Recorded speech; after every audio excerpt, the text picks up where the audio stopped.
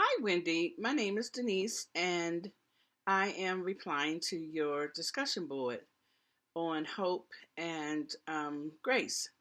I read your reply and I read it again, and I said, yes, this is really what I agree with. So, when you said hope approaches, which came out of Ripley's and Worthington's, when you focused on what hope and focus approach to couples, counseling draws to its foundation from individuals and strengths and builds upon them to reinforce their relationship.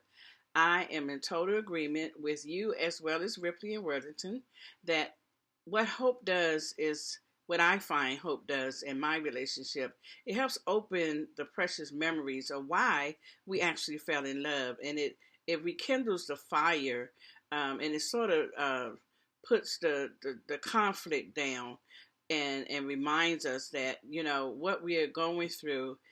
If we just have enough hope to know that this is not the end, you don't have to give up. You can just go on and you can make it through whatever the issue is you're facing. And then you stated, as far as grace, several avenues help couples pinpoint and explore and build up virtues such as self control and listening and humor and team building.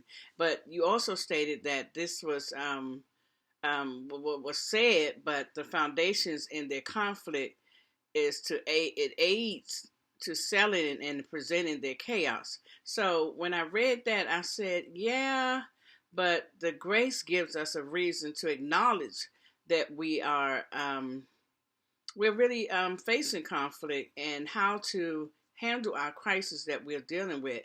And as couples, they have to look at and the fact that Christ has to be the center of everything, and not only the center, but He's also the head. And when we put Christ ahead of what we're going through, and when He's the center of what we're going through, and then He's behind us, pushing us through what we're going through, we can make it through anything. So I know that when doing this, it just give us that everlasting love, that reminding us, as I stated before, how to get through this. How can we get back to where we were? Because most of the time, what I find that even in the relationships where there is a major crisis or major conflict, whatever is going on, when you put Christ in the center of it, when you really rely on the Lord, and I stated even in my response that sometimes we just got to stop and pray.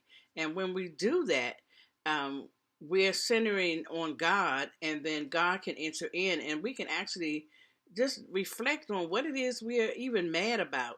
And so when we do that, I know that whatever the problem is, we can find hope, and we certainly God extends grace to us, and we have to extend that grace to one another. So I really, really, really enjoyed reading your response.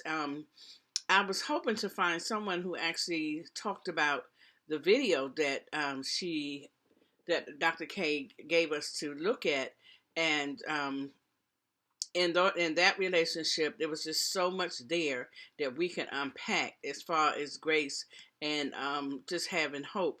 And that couple, eventually, I know that whatever they were going through worked out because, first of all, they realized that they had to be a couple and not individuals. When we realize that we're not the only one in the relationship, and what we have to say is not the only thing that matters, that we have to realize, put the us in it, as we learned in our earlier reading, then we can actually come together and communicate. And the communication bring understanding bring trust, and if I can trust you, I certainly can put up with you and love you enough to work through whatever it is that we're going through hope and grace.